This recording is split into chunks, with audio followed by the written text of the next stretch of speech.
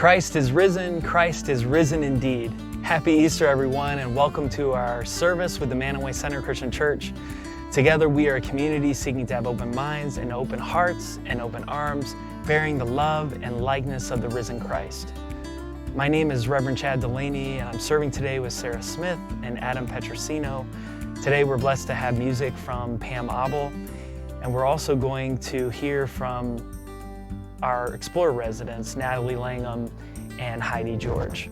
So we're so glad to be in worship with you today. If you want to prepare for worship with us, you can get a Bible to read the scriptures with, a candle to light, and then bread and cup for communion. So if you want to pause and go get those things, you're welcome to do that. Family in Christ, all Lent long we have gathered around the table, and today we celebrate the risen Christ who meets us at our tables wherever we are. So let's turn our minds from other things and light a candle to remind us of God's abiding presence in our lives.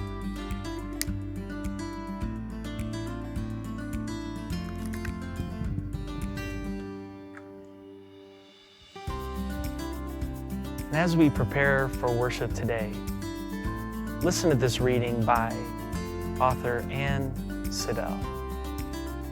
She writes, "We are not eyewitnesses to an event, as were Mary and the disciples. We have not journeyed through a dangerous city to seek answers or consolation. We have not seen angels gathering at the rim of this day, or wept in the garden this morning because we could not find him.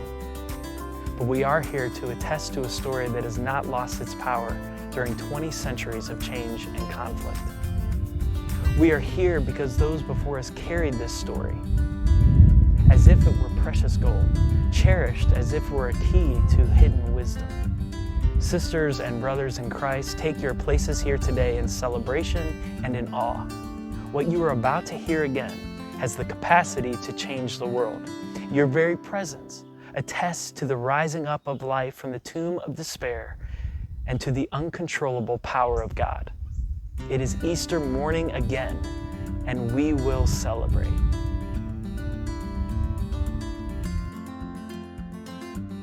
I will be reading 2 Corinthians 5:14-20. Listen, for the love of Christ, because we are convinced that one has died for all. Therefore, all have died, and he died for all. They might live no longer for themselves, but for him who died and was raised for them. From now on, that one from a human point of view. Even though we once knew Christ from a human point of view, we know him no longer in that way. So if anyone is in Christ, there is a new creation. Everything old has passed away. See, all of this is from God, who reconciled us to himself in Christ, and has given us the ministry of a that is, in Christ, God was reconciling the world to himself, not counting their trespasses against them, and entrusting the message of reconciliation to us. So we are ambassadors for Christ. Since God is making us, we entreat you on behalf of Christ. Be reconciled to God. God's word for God's people. Thanks be to God.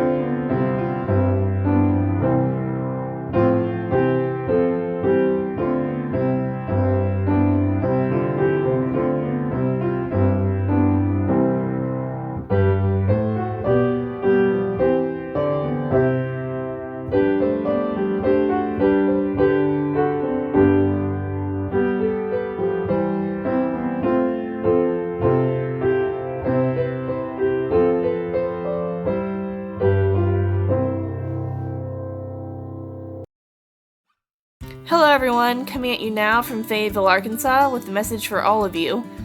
I hope that this message finds you well and that all of you are staying safe in this time and that all of you are just doing okay. Well, here we go. As you know, due to this recent unfortunate outbreak, I had to move back to Arkansas, but I'll sure remain with you in Manaway Center in spirit. I'll be continuing to watch the sermons and write about them. Recently, I've been working on the sermon recaps, but there was something more that I thought would be prudent to share with all of you. It was an indescribable but distinct, pushing, persistent feeling of love that has come to me by what can only be the Holy Spirit, with a message for all of you. We serve and love the God living and the God of renewal. Not even death is enough to get in his way, nor was sickness in any form. Jesus in his time was notorious for healing the sick and what were seen as the demonically possessed. He did not fear the leper, nor legion, nor the blind, deaf, or mute. Jesus had love and showed compassion for them all, and that compassion does not end there. He stretched out his loving hand and gave all that he had and was for the sake of the humans, for the love of God and his beloved creations. I can think of so many Bible passages that can fit this letter, but for the sake of this message I will bring up two that seem important in this time. In 3 John, the Apostle John writes, "Dear friend, I pray that you may enjoy good health and all may go well with you, even as your soul is getting along well." That's 3 John 1:2. And like John, I pray that your soul may rest in its infinite peace at this time. It seems that with all this viral madness going on, more and more people, maybe even yourself, are becoming afraid. But we do not serve the God of fear. The opposite. We serve the God of love, compassion, and mercy. A God that is so mighty he would conquer death and ultimate destruction in order to save those that he loves, and that's all of us. Even in this time, even now. Time and time again in my life, I've seen the effects of God's love in the world around me and its people. I've seen change for the better, and that same positive change gives me hope in the present for all of our futures. I've seen God's justice and love in the form of kind actions, agape love, and true righteousness performed by the good people that I've had the pleasure to be around, including you. But here's the important part. I have seen the Lord present in this very congregation. I have seen God in the form of passing the prayer shawl, and the holding crosses, and Pastor Chad's delightfully rich sermons, when it was time for us to pass the peace with each other. And I've seen God in you too. That's so important. But what's most important is what we take away from all this. Love is patient and kind, because love is God, and God is love in turn. He tells us over and over again, 365 times in the Bible, to not be afraid. I know that seems like a tall order. While there are many things to be afraid of in this day and age, we do not serve the God of impossibilities. Rather, we serve the God who made it all happen, who brought light from the darkness, who brought joy out of despair and life out of death. We serve a God who breathes life into his creations and guides them up the mountain path of life in his loving hand. We also serve the God of hope, which defines itself by its inability to truly die. If hope could die, then there would be no such thing. Fear may be present now, but God is infinitely stronger than that. God will never leave you nor forsake you. He is all around us, even in this time of uncertainty. So may the Lord surround you with his hope and healing, and I pray blessings upon each and every one of you in this time of crisis. Take heart, for he heals the brokenhearted and binds up their wounds. Psalm 147:3.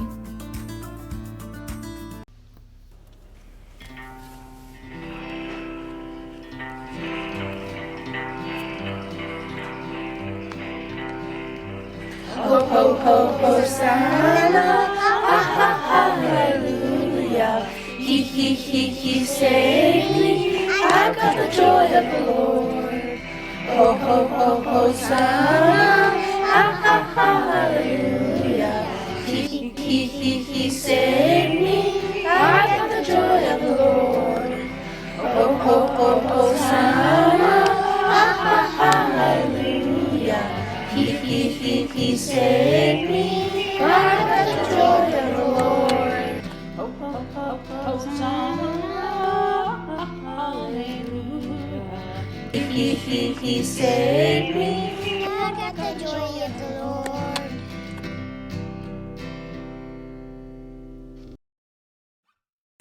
Joyous Easter morning, church, family near and far. It is so wonderful to be worshiping in community with you this morning, regardless of where you are in the world. We have so much to celebrate this morning. First and foremost, Christ is risen. Amen. Look out a window near you. Hopefully it's nice and sunny. I know it is when I'm recording this. Can you see any birds? Can you spot nature coming back from her long rest? I invite you to take about, as long as you need to, pause the video if you have to, and write down 5 blessings that you can see just from where you're sitting without even moving. We may be spread out, but the church is still at work. I've seen praying and connecting through Zoom, through social media, through letters in the mail even. I've seen folks responsibly come together to feed community, like our Kids Weekend Meals that's still running, even in this time, especially in this time. People coming together to clothe and help the poor. Pastor Chad laid out a box for your 4 C's giving at the church, so if you have the time and talents to contribute to that, feel free to stop by. And I've also seen many people in our church making masks based on new CDC guidelines so fast that I'm surprised their fingers haven't fallen off. So if you need a mask, make sure you reach out. I know plenty of people are making extras, so whatever it takes for you to feel safe, make sure you're doing that. Yeah, we have a lot of reasons to celebrate in our church. And this week when we think about giving, I want us to think about 3 categories: your physical or material category, your mental, emotional category, and then also giving to yourself. So if you have the means to, don't forget to give to those who might not be as able to make it through this time, either money or food or like physical needs in this. Don't forget that if you would like to move your regular offering online, you can do that through the church website. And giving along to others, make sure that you're passing along a smile, a short message. Remember that snail mail still works, as well as social media, so reach out to a friend and check and see how they're doing. And then finally, don't forget to take into account what you need. Have you been taking care of yourself? What are you doing to help you get through this time? All of that is an important gift as well. Know that we are here for you as you feel called to interact with us. Reach out if you're needing a friend, some help, a smile, and we'll see what we can do. All right. I love you, church family. Happy Easter. Okay, church family, I want to invite you all to take a big, deep breath.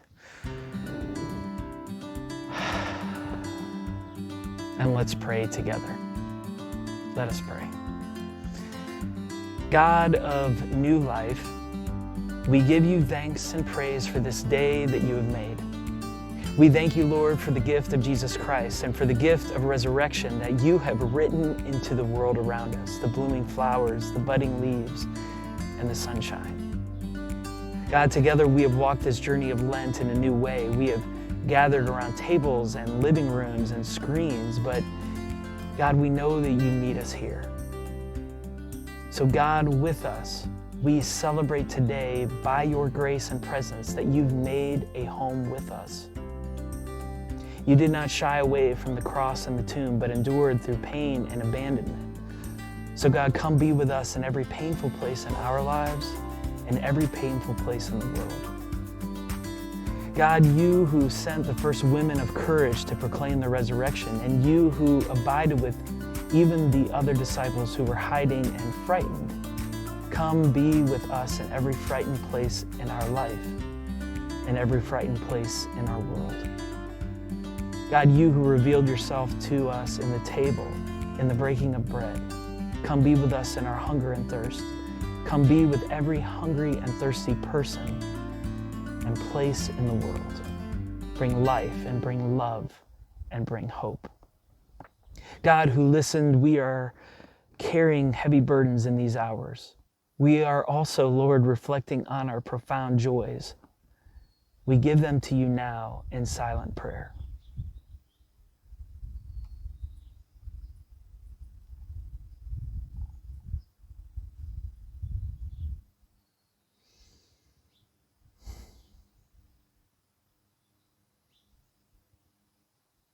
God of resurrection and new life, come and make us your living church, your risen church, your Easter church, and hear us as we pray the prayer that Jesus taught us to pray, saying, Our Father, who art in heaven, hallowed be thy name.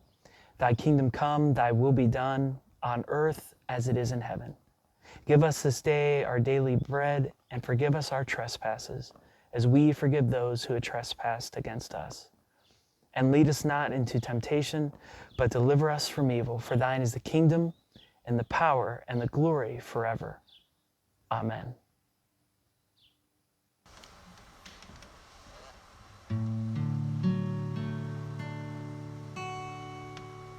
I come to the garden alone, while the dew is still on the roses, and the voice I hear falling on my ear, the Son of God discloses.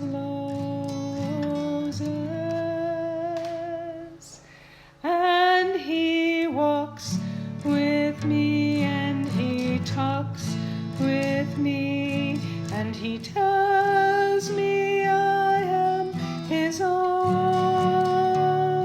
And the joy we share as we tarry there, none other has ever known.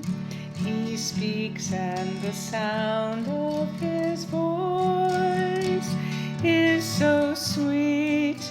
The birds hush their singing,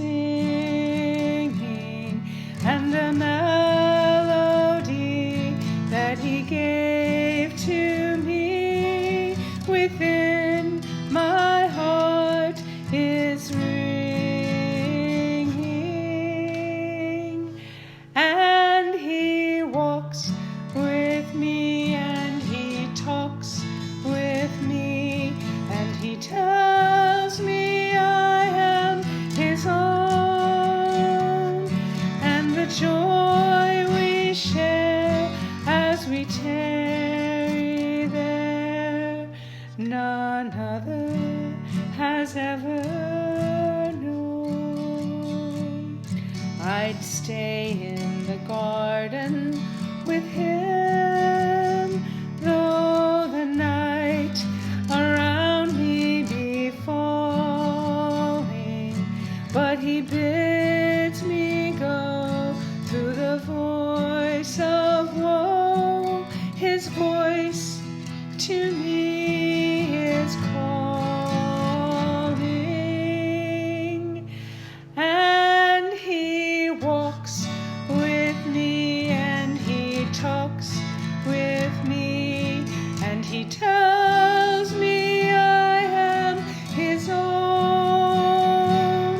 And the joy we share as we tarry there, none other has ever known.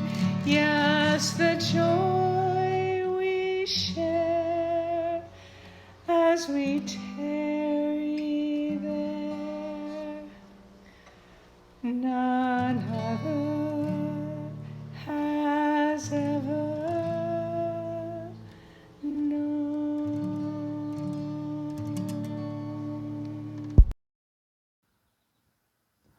Our scripture reading this morning is from the Gospel according to Luke, chapter 24, verses 1 to 21.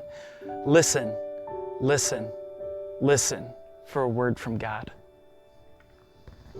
But on the first day of the week at early dawn, they came to the tomb, taking the spices they had prepared. They found the stone rolled away from the tomb, but when they went in, they did not find the body. While they were perplexed about this, suddenly two men in dazzling clothes stood beside them.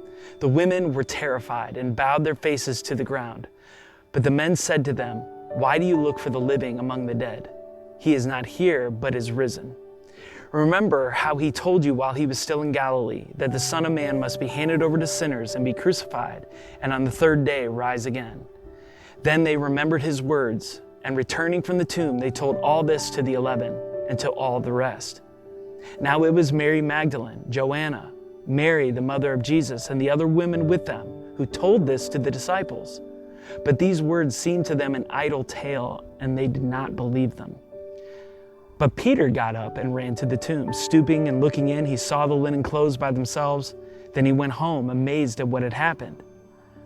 But on that same day, two of them were going to a village called Emmaus, about 7 miles from Jerusalem, and talking with each other about all these things that had happened.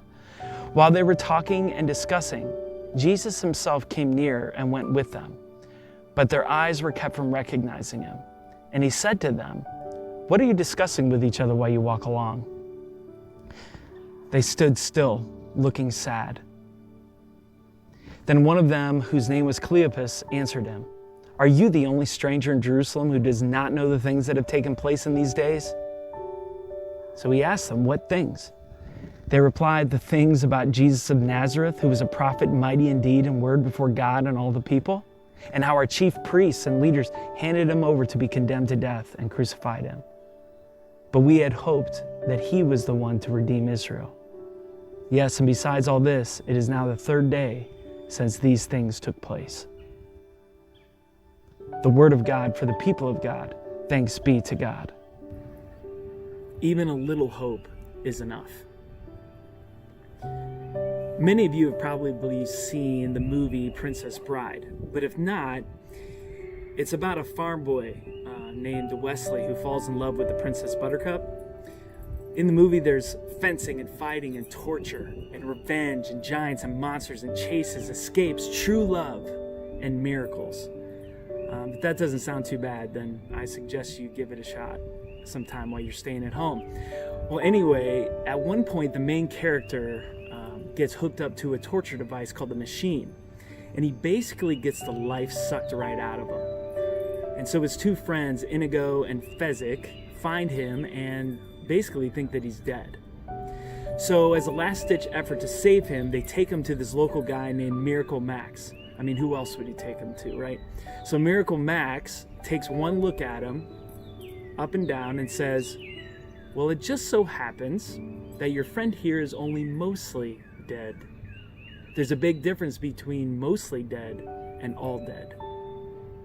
There's just a little bit of hope that Miracle Max gives him, but it's enough. Now, coming off of the devastating events of Holy Week, the disciples have experienced the betrayal, the denial, the trial, and have witnessed the crucifixion. There's every reason to think that all hope is lost for those who follow Jesus. Any hope Jesus' followers had was dead, sealed up in that cold, dark tomb that Jesus was laid in. So then, as we turn the page, we watch with great anticipation that first Easter morning to how the disciples are going to respond. Mary, and Joanna were the first ones to show up that morning. And they, of course, responded initially with perplexity and fear, but it quickly turned into inspiration and belief. All it took was the sight of the empty tomb and a reminder from the two angels, and they have all their hope is reignited. So much so that they become the very first preachers of the gospel. They were off and running right away to share the good news. Now, Peter also heard the news from them, and he went to see for himself, and he responded in a like manner. But what about all those other disciples? Where were they through all of this? How did they respond? Now, you'd think that maybe all this news of empty tombs and angels and Jesus rising would revive them and get them going again, but some of them clearly just started to move on. Luke tells us this story of two such disciples, as we read in the passage today, who were actually just going ahead and leaving town. Now, whether they were heading home or getting out of there just to save their own lives, we don't know. But whatever idle tales were being spun about Jesus rising, these guys weren't buying it. These disciples clearly believed this Jesus thing was something of the past, something they needed to move on from. So when this stranger sidles up to them on the road, who of course we know as the reader to be incognito Jesus, well, they tell him about this Jesus of Nazareth who was, past tense, a prophet, mighty in deed and word before God. We had hoped, past tense, that he was the one to redeem Israel. But it says they stopped, they were still, and they were sad. We have to remember these guys were crushed. They were grieving in those moments. Their hope in all that Jesus came for and all that he could have been was mostly dead. Friends, in this season of staying home, we can all relate to that kind of grief, right? All of us have all these "we had hoped" things running through our minds. I'll fully admit that today I was really hoping to be gathered at Durthick's farm in the morning for sunrise service. I had hoped to gather for our Easter breakfast. I had hoped to be in the sanctuary with all of you, singing "Christ the Lord is risen today" at the top of our lungs. But alas, here we are. And I bet some of you had hoped to be at ball games this spring, or see grandparents this weekend, or to go on a trip, or had hoped to have a job right now, or had hoped to not have to be a little bit scared every time we leave the house. We had hoped, you fill in the blank. For many of us, the stark realities of what has happened, this barrage of bad news every day, is burdensome. We might feel the desire to be a little bit nostalgic, to lament the passing of the good old days, to speak about hope in the past tense. Well, those disciples long ago said, we had hope that Jesus was the one to redeem. And so it shouldn't be lost on us as we read the story and as we hear them say that, the actual humor of that statement. There they were walking along, lamenting about what might have been, and Jesus is literally there right with them. The living, breathing, risen Lord walking beside them, and they just don't see it. If you get a chance, please read the rest of the passage in Luke 24. At the very point where Jesus could have moved on, it says he made like he was moving on. The disciples extend an invitation to him to come in. And with that invitation comes this powerful moment. Incognito Jesus sits down at their table. He takes the bread, he blesses it, and he breaks it, and he shares it with them. Should sound awfully familiar to us. And finally, in those moments is when they see. The scripture says their eyes were opened and they recognized him. He was walking with them the whole time. And so with their hope restored at this point, they go back to Jerusalem. They return proclaiming that the Lord has risen indeed. And that's where we get it. Christ is risen. He is risen indeed. These who had wandered off so far now are coming back and say, indeed, it is true what has happened. In those times when it feels like the life has been sucked right out of us, when our hopes are mostly dead, let's remember there's a big difference between mostly dead and all dead. All Christ needs is just a little sliver to work with.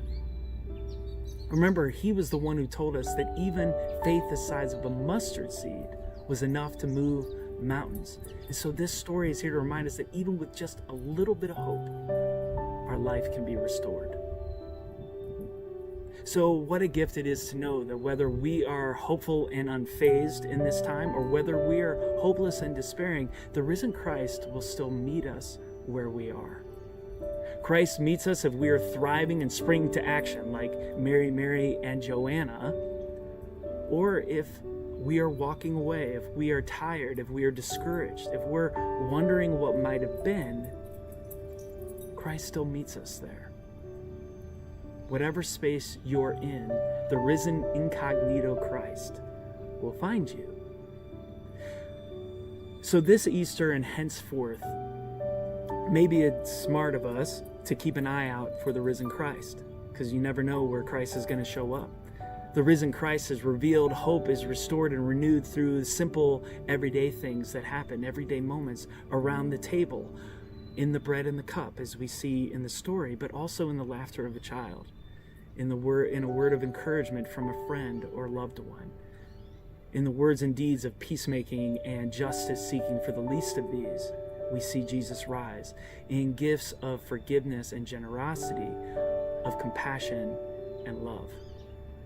Sister Joan Chittister says, every time we see Jesus where we did not recognize him before, in the faces of the poor, in the love of the unloved, in the revelatory moments of life, Jesus rises anew. Church, keep your eyes and hearts open in this time for the risen Lord.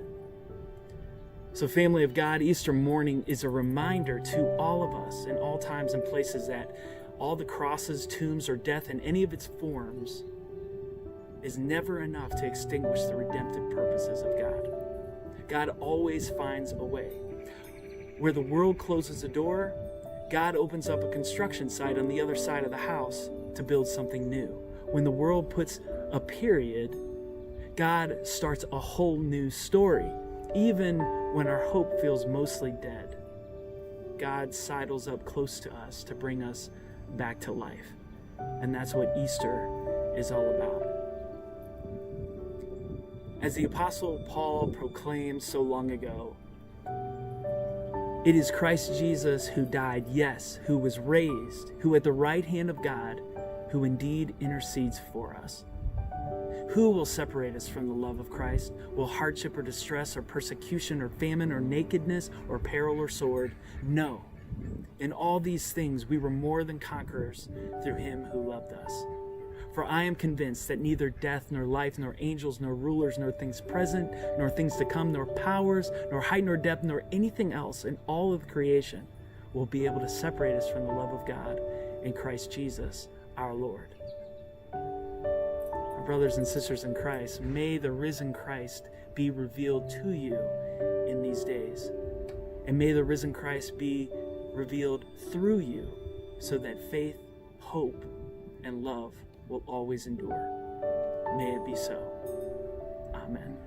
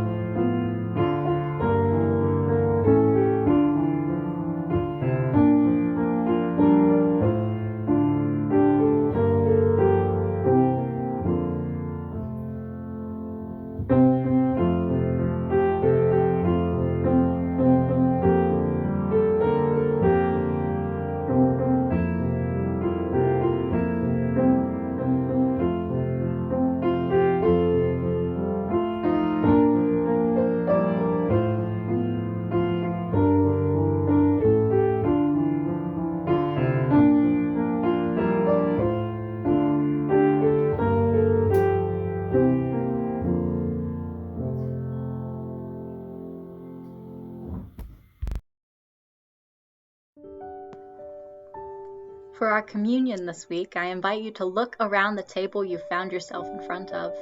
God never promised the disciples or us years of celebration or excitement, just that Jesus would be present in the moments that we were gathered around the table. More than likely, Easter looks a little different this year than any other year before this. However, as I'm sitting here and writing this meditation and doing this meditation, the sun is pouring in through my front window.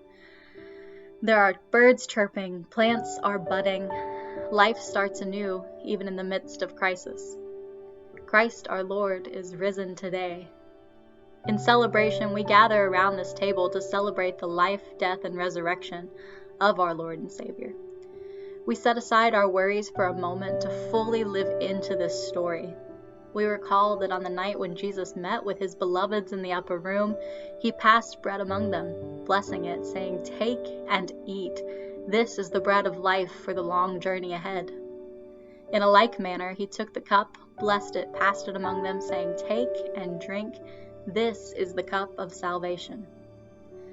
As often as you come together, do this in remembrance of me. Church, despite the distance, we are indeed together today. Join with us here at the Lord's table. Remember, All are welcome here, and all means all.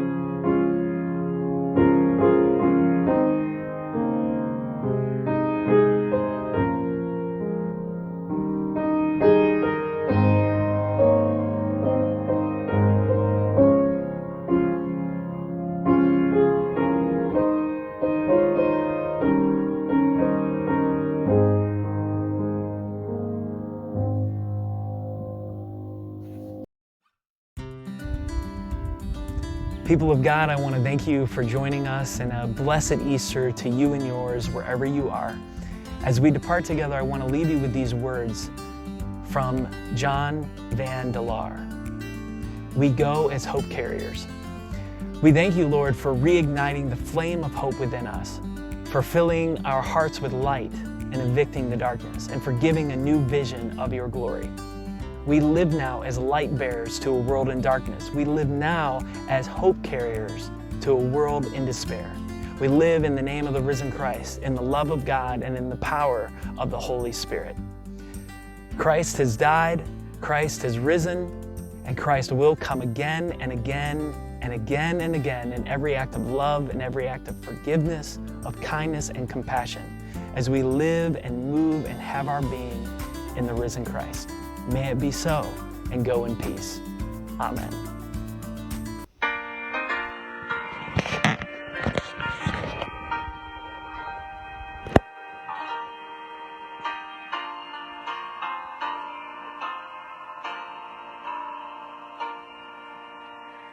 God be with you till we meet again.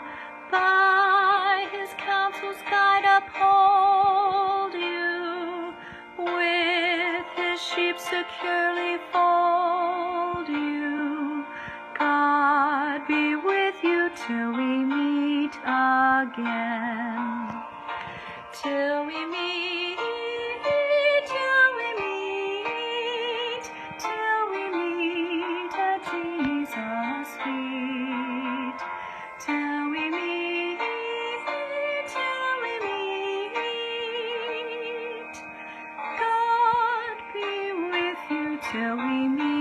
again. God be with you till we meet again. Neath his wings securely hide you. Daily manna still provide you. God be with you till we meet again. Till we meet, till we meet, till we meet at Jesus' feet. Till we meet, till we meet. God be with you till we meet again. God be with you till we meet again. When life's perils thick confound you, put his arms unfailing round you. God be with you till we meet again. Till we meet, till we meet, till we meet at Jesus' feet. Till we meet, till we meet. God be with you till we meet again. God be with you till we meet again. Keep love's banner floating o'er you. Smite death's threatening wave before you. God be with you till we meet again. Till we meet, till we meet, till we meet at Jesus' feet. Till we meet.